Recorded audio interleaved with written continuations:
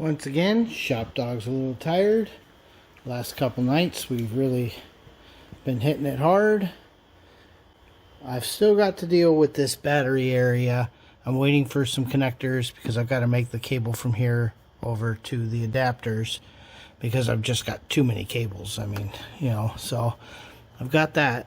But I think that's all I've got left is I've got to do the battery hookups, obviously ground straps, do all of that. And I know the wires are a mess. I don't care right now that the spark plug wires are a mess. Until it's running, I'm not going to worry about neatening them. Kind of like we're obviously going to have to change the boot back here. You can see where number 8 is super close to that joint. So I think we want to go to a different style boot. All that stuff is stuff we can buy. These are all really long, 8.5 millimeters. You can see if I recall at the time for the dyno, we just bought an off the shelf box just to get it running. So we can cut and trim these to fit and get some nice retainers and everything. I just need it to potentially work in the not too distant future. So that's kind of where I'm at there. So yes, those will get tidy. I'm not even sure that we're going to stay with the red wires, honestly. That's an option he's got. We can always change that. Like I showed you guys before, there's our terminal block. There's our relays for the fans and the grounds for the fans. Let me hand the phone around. Here you can see the junction and fuse. Hopefully you can see that there's a fuse there. That's the fuse for the halos coming off that junction. And of course we had that wire go all the way to the inside. I added just a simple switch for now. I put the old school steering wheel back in because I don't even want to touch the fancy new one. So, okay, so for now, here's a switch for the halos. Switch 1, switch 2. Obviously the sniper control. That came down and I added 20 inches of wire to it. So now that can reach all the way up to the shifter. And I got it zip tied back up. And, well, that wasn't very fun. That was a good chunk of my night tonight. Yeah. I don't know that there's a whole lot more for me to do in here. What's left in here is stereo-y stuff for the interior guy. I gave him stuff anywhere I could, so here's courtesy. If I recall, I left him a courtesy down here. Cigarette lighter, CB that he can use for something if they do anything in the console. So there's a dedicated fuse they can use. Clock, the radio. Obviously the big power for the radio is there. Yeah, I got as many things in here as we can.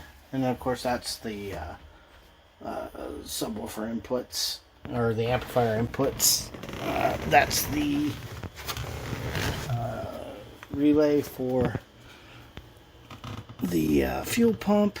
Have not figured out where we're mounting that yet. So hopefully the interior guy has a thought there. Don't know if you noticed, the car's on the ground. It was fun. This tire only holds air for a very short amount of time. So that wasn't very fun. The suspension is doing its thing. And if those are bad, it throws all the weight over to this corner. So it made getting it off the stands really fun. But got it down. Yeah, it's... getting closer and closer to going out. It's not a ton I can do right now. I'm waiting for some connectors, and I'm gonna have to figure out what battery we intend to use so that I know where to actually, what is positive here kind of thing. So got to get that sorted out. The other big thing is finding some more ground straps. I think Harlan's got some new ones in a box somewhere, so I'll hit them up for those. If not, I can order some. They're really nice to have. We really want to ground the block to the chassis and the chassis to the frame. Just ground everywhere. We're probably also going to want to start thinking about buttoning up the cooling system soon. I don't know that any of this is coming back out anymore, and Yeah, you can't really see it, but I found a nice neat way to run the wiring for the fans. It was a little bit of work because the radiator had to kind of come up a little, but you know, it is what it is. Yeah, so ShopDog spent the last couple nights out here just working his little tail off, just doing what he's got to do. So this thing is getting really close to ready to roll out. I'm going to try to remind Harlan about that tire, because I have a feeling the interior guy is going to want that to work.